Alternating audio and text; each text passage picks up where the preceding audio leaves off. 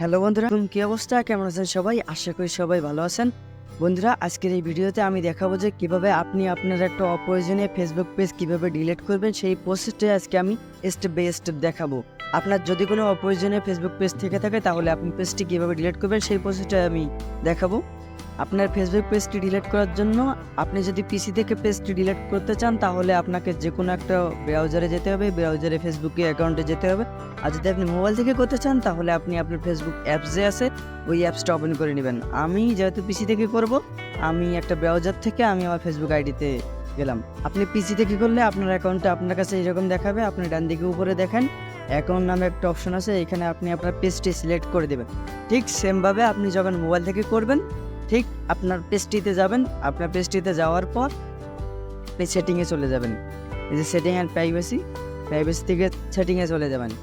সেটিংয়ে চলে যাওয়ার পর এইখানে দেখেন অনেকগুলো অপশন আছে বাম দিকে। এইখানে আপনাকে নিচে খুঁজে বের করতে হবে যে অ্যাক্সেস অ্যান্ড কন্ট্রোল, এই অপশনটা আপনাকে খুঁজে বের করতে হবে। এই যে দেখেন অ্যাক্সেস অ্যান্ড কন্ট্রোল অপশন, এই অপশনটা ক্লিক করে দেবেন। ক্লিক করে দেওয়ার পর দেখেন আপনার কাছে অপশন চলে আসে deactivating or deletion your Facebook page. নিচে একটা অপশন আছে ডিঅ্যাক্টিভেট পেজ, নিচে আরেকটা অপশন আছে ডিলিট পেজ। দুইটা অপশন আছে। ডিঅ্যাক্টিভেট করলে কি এটা কিছুদিনের জন্য টেম্পোরারি ডিঅ্যাক্টিভেট হয়ে যাবে, কিছুদিন পর আপনি এই পেজটা আবার ওপেন করে নিতে পারবেন।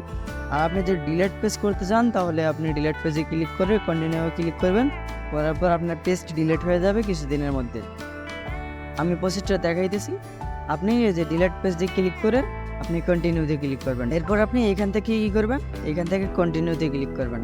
কন্টিনিউতে ক্লিক করার পর আপনাকে এখানে পাসওয়ার্ড দিতে হবে। আমি আমার পাসওয়ার্ডটা দিয়ে দিলাম। দেওয়ার পর কনফার্ম পার্মানেন্ট পেজ ডিলেশন, মানে পেজটি কি আপনি সত্যি ডিলিট করতে চান।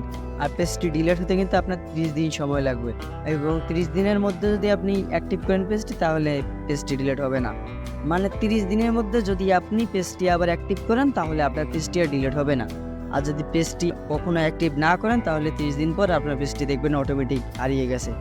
সো এখান থেকে আপনি কন্টিনিউতে ক্লিক করে দেবেন। ক্লিক করে দেওয়ার পর কয়েক সেকেন্ডের মধ্যে দেখেন এখন পেজটি কিন্তু আর শো করছে না। এখন দেখেন আমি দেখাই দিচ্ছি, ডান দিকে উপরে যদি ক্লিক করে দেখেন আমার সাথে একটা পেজ শো করতেছে আর একটা পেজ নেই। বন্ধুরা, এই ছিল আজকের ভিডিও।